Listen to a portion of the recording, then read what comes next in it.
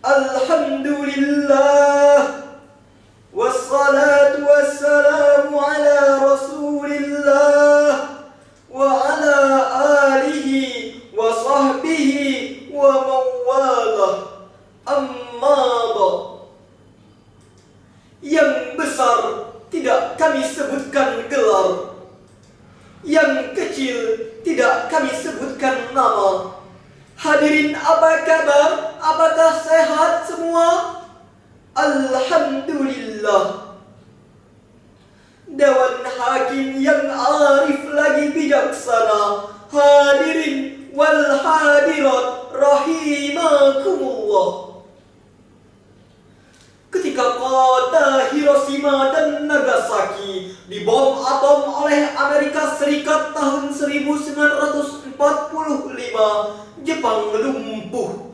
Bangunan-bangunan hancur berkeping-keping. Banyak korban berserakan. Sebuah peristiwa yang sangat memilukan. Seakan-akan tak ada lagi harapan untuk bangkit kembali. Tapi Kaisar Hirohito kala itu dengan kesadaran penuh akan amanah yang ada di pundaknya langsung bangkit menyadarkan rakyatnya untuk segera keluar dari musibah ini.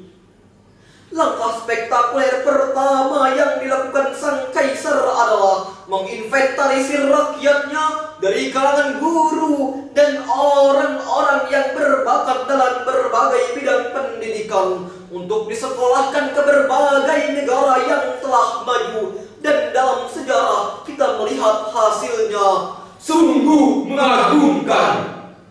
Dalam waktu yang singkat, Jepang mengalami perubahan yang sangat luar biasa. Bahkan jauh meninggalkan negara-negara lain di Asia. Bahkan bisa menyaingi dan sejajar dengan negara-negara yang pernah membom atomnya dulu. Negara jiran kita Malaysia di awal tahun 70-an mereka mengimpor guru-guru dari Indonesia. Tapi saat ini yang terjadi sebaliknya. Malaysia jauh meninggalkan Indonesia dalam berbagai bidang kehidupan. Bahkan menurut Profesor Dr. Dadang Hawari, Malaysia 10 tahun lebih maju dari Indonesia.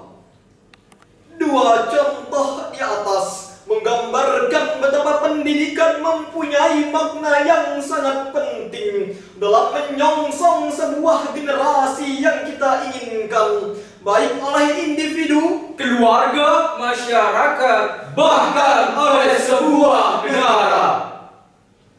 Lalu, bagaimanakah kaitannya pendidikan terhadap generasi kita? Dalam kesempatan yang berbahagia, pada momen yang spesial, bukan bermaksud ingin terkenal, apalagi berharap viral fenomenal. Izinkan kami bertiga untuk menyampaikan cerahan yang berjudul Membangun Generasi Rabani yang Unggul Sains dan Teknologi. Itulah yang merupakan judul syarahan kami pada kali ini, dengan rujukan firman Allah Surah An-Nisa ayat 9 yang berbunyi,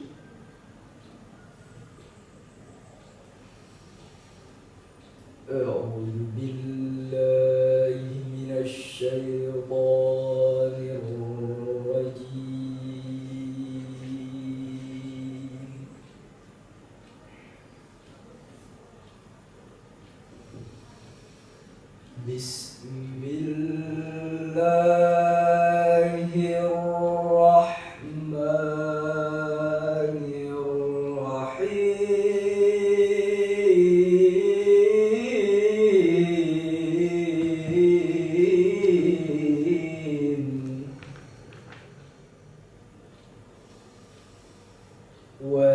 وَلْيَخْشَى الَّذِينَ لَوْ تَرَكُوا مِنْ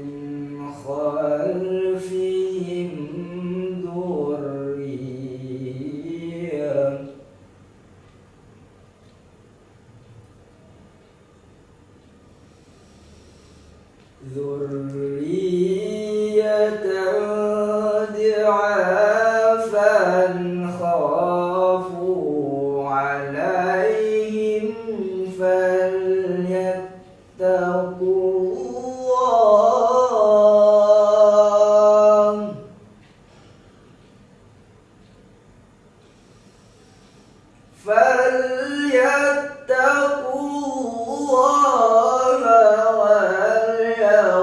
وليقولوا قولا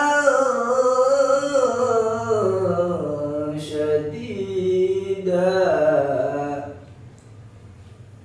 Aku berlindung kepada Allah dari godaan setan yang terkutuk. Dengan menyebut nama Allah yang Maha Pengasih lagi Maha Penyayang.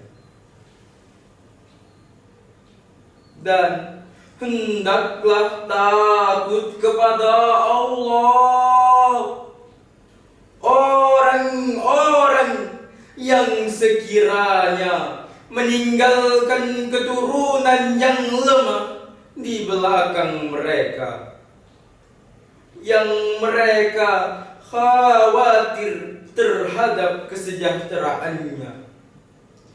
Oleh sebab itu, hendaklah bertakwa kepada Allah dan hendaklah berbicara dengan tutur kata yang benar. Hadirin ma'asyiral muslimin wal muslimat rahimakumullah. Kiai Haji Ahmad Dahlan, pendiri Perserikatan Muhammadiyah, pernah berkata, memang benar bahwa Islam tidak akan pernah lenyap dari muka bumi ini. Tapi adakah jaminan bahwa Islam akan tetap dalam diri kita, anak-anak kita, keluarga kita, bahkan masyarakat, bangsa dan negara kita? Entah kita akan menjadi pejabat, Birokrat, ahli IT, atau apapun profesi yang digelutinya, maka nilai-nilai Islam itu pula yang terus menjiwai dan mewarnai setiap kehidupannya. Sebagaimana hadis Nabi sallallahu alaihi wasallam, talabul ilmi faridatun ala kulli muslim. Menuntut ilmu adalah kewajiban setiap muslim. Hadirin, Islam adalah agama yang menaruh perhatian yang besar terhadap pendidikan. Sedemikian besarnya hingga banyak ayat-ayat di dalam Al-Quran maupun hadis Rasul yang berbicara tentang pendidikan. Bahkan surat pertama yang diturunkan Allah kepada Nabi kita Muhammad sallallahu alaihi wasallam adalah surat yang syarat dengan muatan pendidikan. Albert Einstein mengatakan, science without religion is blind, but religion without science is blind. Yaitu, ilmu pengetahuan tanpa agama adalah buta, tetapi agama tanpa ilmu adalah lumpuh. Itulah hadirin kaitannya pendidikan terhadap generasi kita. Lalu, bagaimanakah Islam dalam membentuk didikan yang baik sesuai dengan sains dan teknologi? Sebagai renungan Quran Surah Al-Hujurat ayat 6.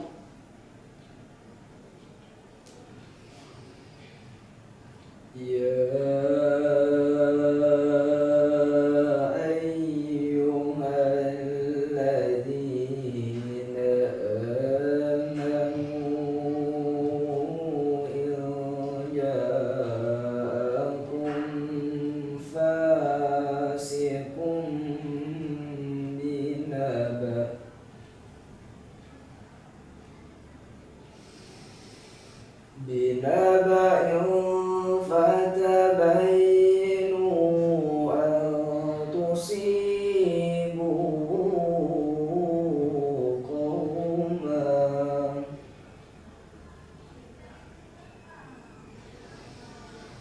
قوما بجهالة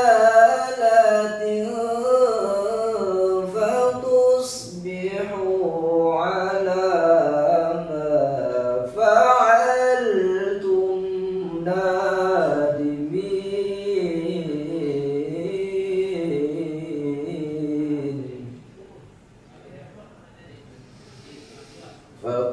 فتصبحوا على ما فعلتم نادمين